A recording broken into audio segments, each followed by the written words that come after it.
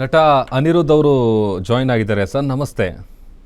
ನಮಸ್ತೆ. ನಮಸ್ತೆ sir, S L Bhyrappa ಅವ್ರ ಬಗ್ಗೆ ಮಾತಾಡೋದಾದರೆ, ಅವ್ರನ್ನ ಸ್ಮರಿಸೋದಾದರೆ ಮೊದಲಿಗೆ ಏನು ಹೇಳ್ತೀರಿ? ಮಹಾನ್ ಸಾಹಿತಿ ಸರ್. ನಮ್ಮ ಕರ್ನಾಟಕಕ್ಕೆ ಅವರು ಸಿಕ್ಕಿರೋದು ನಿಜಕ್ಕೂ ಇದು ನಮ್ಮೆಲ್ಲರ ಅದೃಷ್ಟ. ಇದು ಏನಂತ ಹೇಳೋಣ ಸರ್, ನಾನು ಅವ್ರನ್ನ ಭೇಟಿ ಮಾಡಿದ್ದೀನಿ, ಸುಮಾರು ಕಾರ್ಯಕ್ರಮಗಳಲ್ಲಿ ಭೇಟಿ ಮಾಡಿದ್ದೀನಿ. ಜೊತೆಗೆ ನಾನು ಅವ್ರ ಅಭಿಮಾನಿ, ತುಂಬಾ ಅಂದ್ರೆ ತುಂಬಾ ಅಭಿಮಾನಿ. ನಂದು ಮೈಸೂರಲ್ಲಿ ಚಿತ್ರೀಕರಣ ಇದ್ದಾಗ ನಾನು ಒಂದ್ಸಲ ಅವ್ರ ಮನೆಗೆ ಹೋಗಿ ಅವ್ರನ್ನ ಭೇಟಿ ಕೂಡ ಕೊಟ್ಟಿದ್ದೀನಿ. ಹೋಗಿ ಅವ್ರ ಆಶೀರ್ವಾದ ತಗೊಂಡಿದ್ದೀನಿ. ತುಂಬಾ ಅಂದ್ರೆ ತುಂಬಾ ಇಷ್ಟ ನನಗೆ. ಅದು ಇನ್ನಷ್ಟು ಅವ್ರು ಅಂದ್ರೆ ಇಂಥ ಒಬ್ಬ ಮಹಾನ್ ಸಾಹಿತಿಗಳು ನಮ್ಮ ಜೊತೆಯಲ್ಲಿ ಎಷ್ಟೇ ಇದ್ರು ಅದು ಸಾಲದು.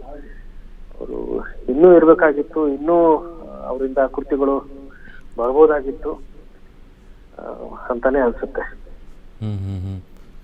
ಅವರು ರಚಿಸಿದಂತ ಕಾದಂಬರಿಗಳ ಬಗ್ಗೆ ಹೇಳೋದಾದ್ರೆ ಸರ್, ಒಂದಕ್ಕಿಂತ ಒಂದು ಸುಮಾರು ಕಾದಂಬರಿಗಳನ್ನ ಓದಿದ್ದೀನಿ ನಾನು. ಒಂದು ಪರ್ವ ಅಂತೂ 10,000 ಪುಟಗಳದ್ದು ಕಾದಂಬರಿ ಅದು. ಮಿಕ್ಕಿದ್ದೆಲ್ಲ ಬಹುತೇಕ ಕಾದಂಬರಿಗಳು ಅವ್ರದ್ದು 500 ಪುಟಗಳನ್ನ ದಾಟಿವೆ. ಅಂದ್ರೆ ಅವರ ಪ್ರತಿಭೆ ಏನಿದೆ ಅಲ್ಲ, ಅದು ಸಾಮಾನ್ಯ ಪ್ರತಿಭೆ ಅಲ್ಲ. ಜೊತೆಗೆ ನಾವು ಓದ್ತಾ ಹೋದ್ರೆ ಅವರ ಅನುಭವಗಳು ಅದು ಅಂದ್ರೆ ಅಗಾಧವಾದಂತ ಅನುಭವ. ಜೊತೆಗೆ ಎಲ್ಲೋ ಒಂದು 2ನೇ ಪುಟದಲ್ಲಿ ಬರ್ದಿರ್ತಕ್ಕಂಥದ್ದು ಅವರು 500 ಪುಟಕ್ಕೆ ಅದರ ರೆಫರೆನ್ಸ್ ಕೊಡ್ತಾ ಹೋಗ್ತಾರೆ. ಅಂದ್ರೆ ಅದು ಕೂಡ ಸಾಮಾನ್ಯ ವಿಷಯ ಅಲ್ಲ. ಎಷ್ಟೋ ಸಲ ಏನಾಗತ್ತೆ, ಅದು ಬರಿತಾ ಹಿಂದಿಂದ ಹಾಗೇನೆ ಅದು ಉಳ್ಕೊಂಡ್ಬಿಡುತ್ತೆ, ಅಥವಾ ಅಲ್ಲೇ ಅದು ಮುಕ್ತಾಯಗೊಳ್ಳುತ್ತೆ. ಆದ್ರೆ ಅದು ತಿರ್ಗಾ 500ನೇ ಪುಟಕ್ಕೆ ಅದನ್ನ ಮೆಲುಕು ಹಾಕೋದು, ಅಥವಾ ಅದರ ಒಂದು ರೆಫರೆನ್ಸ್ ತಗೊಂಡು ಅದರ ಬಗ್ಗೆ ತಿರ್ಗಾ ಚರ್ಚೆ ಮಾಡೋದಾಗಿರ್ಬೋದಲ್ಲ, ಇದಕ್ಕೂ ತುಂಬಾನೇ ಅದು ಮಾತುಗಳಲ್ಲಿ ಪದಗಳಲ್ಲಿ ವರ್ಣಿಸೋದಕ್ಕಾಗಲ್ಲ. ಜೊತೆಗೆ ಅವರು ಪ್ರತಿಯೊಂದು ಈಗ ಕೆಲವು ಕಾದಂಬರಿಗಳಲ್ಲಿ ಅವರು ಕೆಲವು ಉಲ್ಲೇಖಗಳನ್ನ ಕೊಟ್ಟಿದ್ದಾರೆ.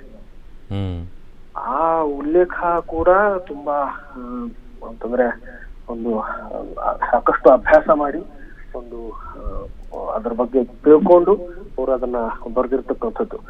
ಹಾಗಾಗಿ ನಿಜಕ್ಕೂ ಅದು ಒಂದು ದೊಡ್ಡ ಯೂನಿವರ್ಸಿಟಿ, ಮಹಾವಿದ್ಯಾಲಯ ಅಂತಾನೆ ಹೇಳ್ಬೋದು sir. Okay, thank you Aniruddh ಅವರೇ, ಗ್ಯಾರಂಟಿ ನ್ಯೂಸ್ ಜೊತೆ ಮಾತಾಡೋದಕ್ಕೆ ಥ್ಯಾಂಕ್ ಯು.